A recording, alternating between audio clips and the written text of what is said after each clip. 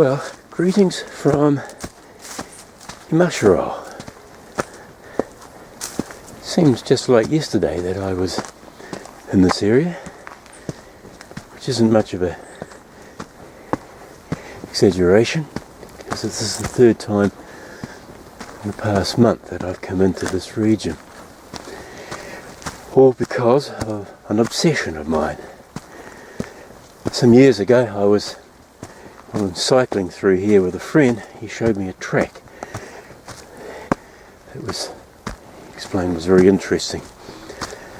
So about a month ago I came in to check this track out, but partway through I took a wrong turn and ended up not completing the trip. So I returned a week later, my second attempt, and again I took another wrong turn and didn't complete my journey. So this is my, hopefully, third time lucky. Each time I've come in here I've made sure I've not, or tried not to take the same path, so sort of vary my trip.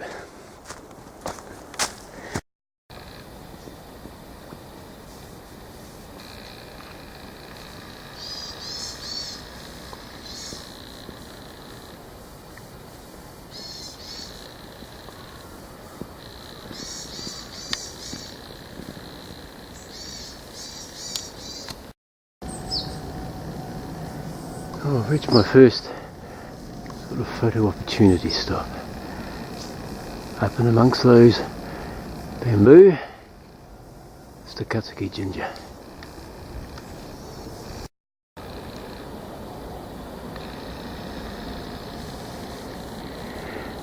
This is my sort of kind of ginger, off the beaten track, you know.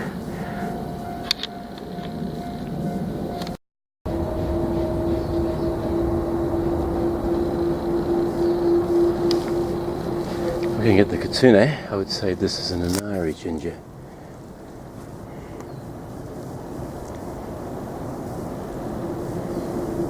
It doesn't get more isolated than this.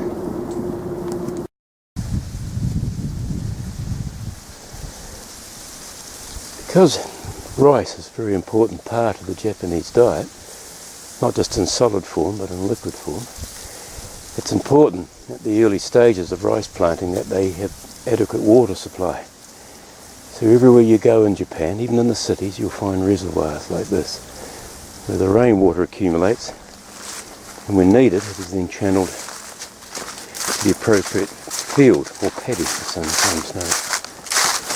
That's about the third or fourth reservoir I've come to in this, the first 10 minutes of my hike.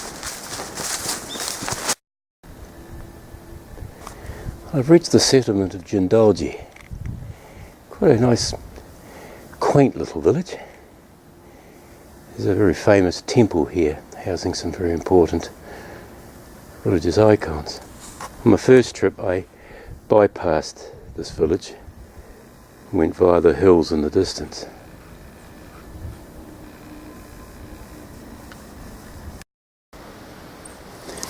And on my second trip into the region, I again bypassed Jindaoji and I came up these hills.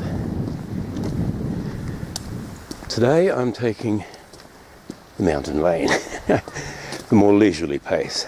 Reason being is I want to conserve my energy, because I think I've got some pretty hard terrain to cover a bit further on. But I also want to show you the Yamashiro Forest Park camping ground.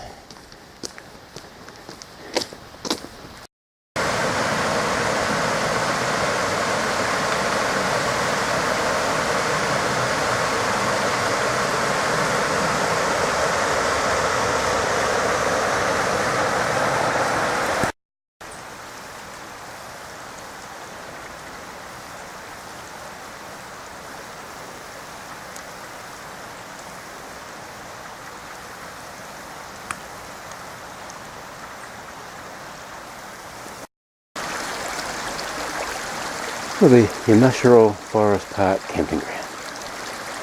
Lovely. The only downfall is that if you've got a tent that's larger than 10 foot square, you're out of luck. The sign here though is warning you, there are snakes in the area.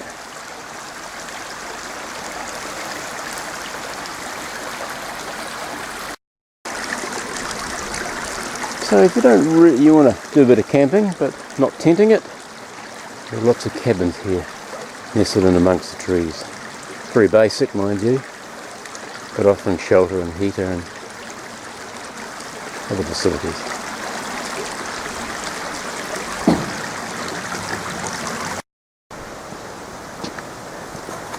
Well, I've arrived at my junction again. The first time I came this way, the second time I came out this way, third time I'm going back in this way. When I came out in the last trip, I disturbed a wild deer while he was grazing. So I'm going to be very quiet today in the hope that I might see him again. It's actually got quite cold, but over the past hour I've been gradually climbing into more exposed windy area.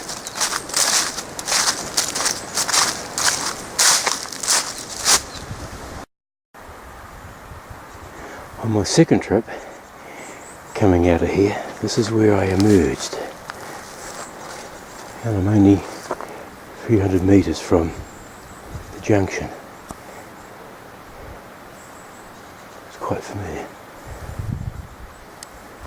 No wildlife as yet though.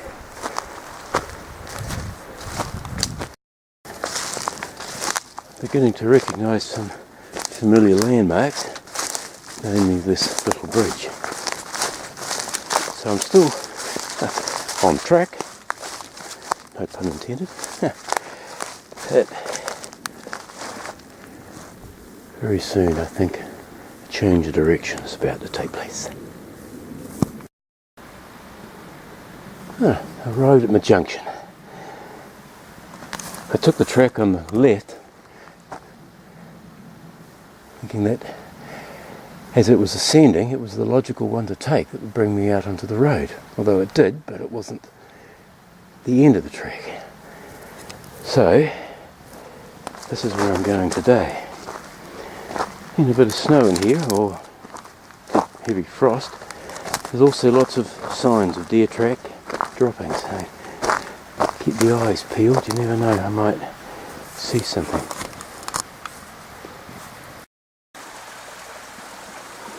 Now that's the broken down bridge that I couldn't cross, had to come upstream. So I'm not far from emerging. Where is that lovely?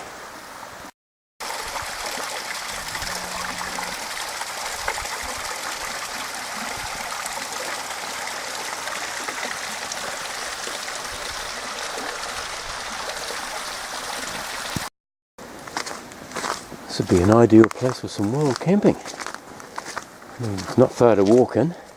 Well, if you've got a decent four-wheel drive, you could drive in here. Just to chill out here for a couple of days, bring a good book, bottle of whiskey, nice sort of clear mountain water there. Look at that. Tempt your taste buds. Yeehaw! I've done it. I've completed the trek. My obsession has been satisfied. Now I've got to look for another obsession. What the hell? Okay. Whoa. Hell. That was good. Good. I think I'll go back there on my bike sometime. Okay, where to from here? I'm back into the bush. I'm going to take another trek through here. This is a popular mountain bike trail. Been through here myself about 3 times now. It's great. You've got to keep the adrenaline in check, because there's times you might find yourself having to clamber off your bike.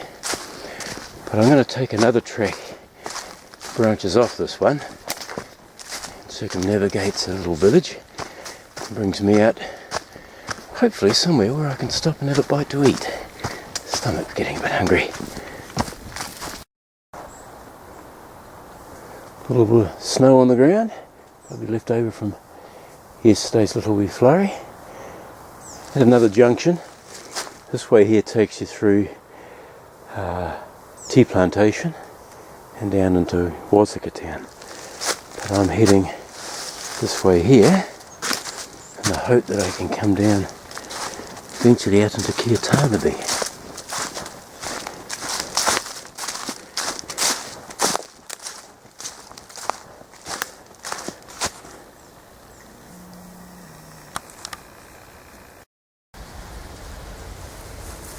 Oh, arrived back in civilization. Where? I know where I am, but I don't exactly know the name of this settlement. But I'm not going to worry because I'm just passing through.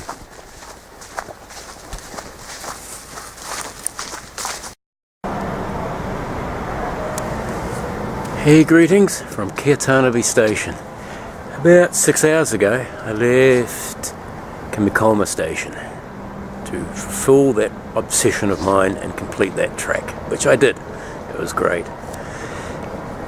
The last half of the hike was uneventful, just so it was just a commute to get here. But any excuse for some exercise, it's great. So I'm here enjoying my hiker's reward, a little wee glass of sake. And then I'm going to catch my train home. So it's farewell from Kiatanabe.